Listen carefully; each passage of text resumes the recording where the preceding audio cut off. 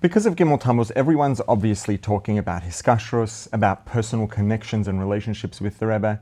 And this makes sense. This is something that's on our minds this time of year. It's something that's important. It's something that we all want to improve in, something we want to make progress in.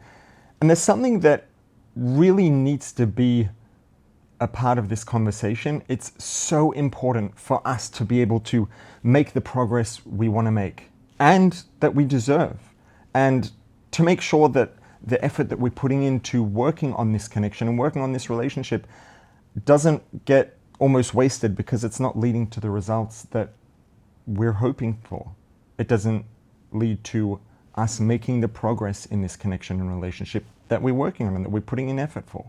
And if we're not clear on this point, it can lead to us putting in a lot of effort and working really hard and investing in this connection and relationship with the Rebbe without it actually going where we're hoping for it to go and where we deserve for it to go. Conversations about hiskashrus can create a lot of pressure. There are very clear guidelines about exactly how it works, and the bar is set very high by the Rebbe.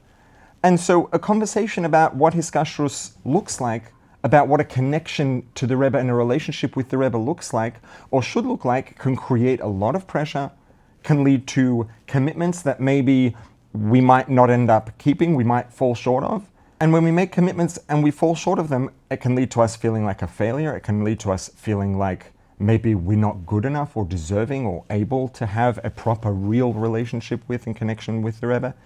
And especially if that keeps happening again and again, it's eventually, inevitably going to lead to a loss of interest in trying. There's only so many times we can put effort into something and feel like we failed and do it again and again and again. And at some point we stop believing that it's worth putting in the effort and we're not going to be able to keep trying, even if we want to keep trying. The issue now is, where does this leave us? The guidelines are clear and specific. The bar is set very high.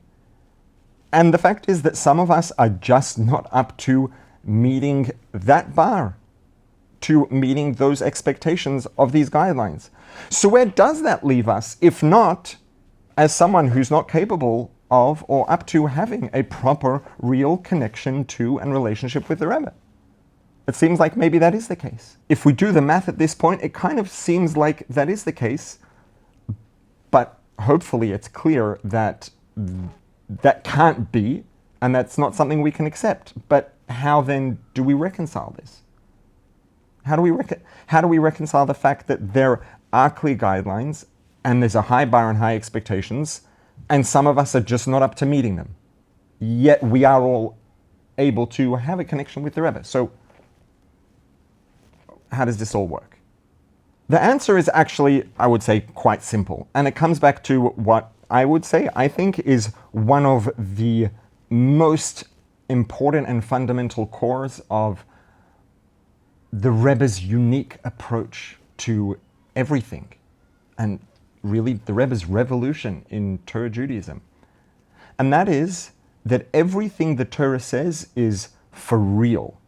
Not like conceptually for real, not for real in a book, but like for real, truly for real. There are two things I want to focus on that we all know are very clear, explicit, and absolute according to Torah. And those two things are, nothing is outside of Hashem's control, and Hashem cannot, by definition, make mistakes, right? Hashem is the creator of everything. Hashem's creator of the concept of right and wrong and ethics and morality, and Hashem's the creator of the way that things are supposed to be. So, by definition, it doesn't even make sense conceptually to say that Hashem would make a mistake. Now, if we accept both of those things as not just true in a book and true as a concept, but for real, where that leaves us is that it's very, very clear that every single one of us is exactly who we are supposed to be and exactly where we are supposed to be right now. Whoever we are and wherever we are is exactly who and where we are supposed to be, as far as Hashem is concerned. Now, if this is true, if it's true that wherever we are is exactly where we're supposed to be, then by definition that means that whatever step is exactly in front of us, in the direction that we're supposed to be going, is exactly the step that we are supposed to be taking right now.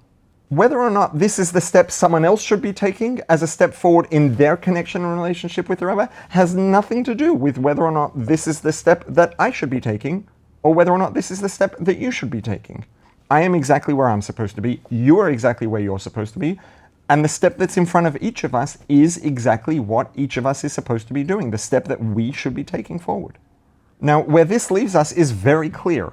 If we accept that every one of us is exactly where we're supposed to be, every one of us is entitled to and deserving of a connection with the Rebbe, and the only real connection, a real true connection, is a genuine connection, that means by definition that every single one of us can have a real, true, genuine connection to the Rebbe exactly as we are and exactly where we are.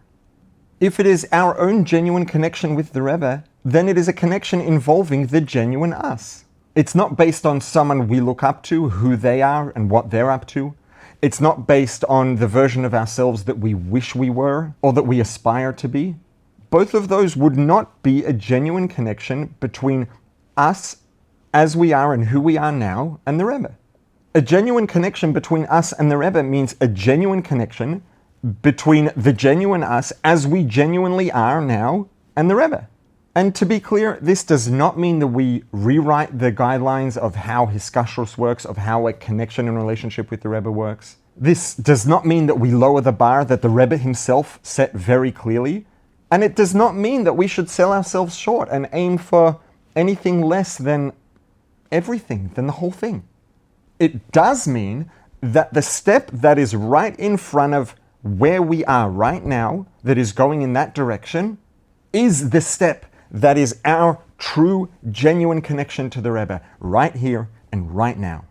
The reality is that for some of us, what that looks like might not exactly resemble your textbook Farbringen about Hiskashrus, about a connection to the Rebbe and a relationship with the Rebbe. So keep in mind that no one has ever exemplified true, genuine, unconditional love and acceptance more than the Rebbe. This means that regardless of what anyone else might think or say, the Rebbe accepts every single one of us, wherever we are, and the Rebbe has enough faith in the truth of Torah and in us for a true, genuine relationship with every single one of us as we are. Human nature means that there might often be a part of us that wants desperately to believe that we are already the version of ourselves that we aspire to be, and that the step or steps that are actually ahead of us are already behind us. This is very common, normal behavior of the human mind. But if we can emulate the Rebbe's radical, genuine, unconditional love, and the Rebbe's radical, genuine, unconditional acceptance, and the Rebbe's radical courage to act and live and be true to the real truth, then we can genuinely accept ourselves exactly as we are, exactly where we are.